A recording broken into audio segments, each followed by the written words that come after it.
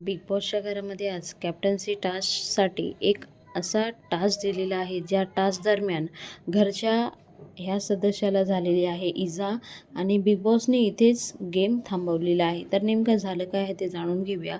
त्या अगोदर आपला चॅनल सबस्क्राईब करून ठेवा, कुठेही जाऊ नका आणि कमेंट बॉक्समध्ये नक्कीच तुमची प्रतिक्रिया सांगा. तर बिग बॉसच्या घरामध्ये कॅप्टन्सी टास्क दिलेला होता आणि त्या टास्कमध्ये वायर दिलेल्या आहेत. त्या वायर सगळ्या गुंत झालेल्या आहेत. त्या वायर सोडवायच्या होत्या आणि ह्या टास्क दरम्यान संकेत खूप खराब पणे त्या वायरीमध्ये अडकला आणि ते जे वायर होते त्याच्या गळ्याला लागलेले आहे आणि त्याला इजासुद्धा झालेली आहे.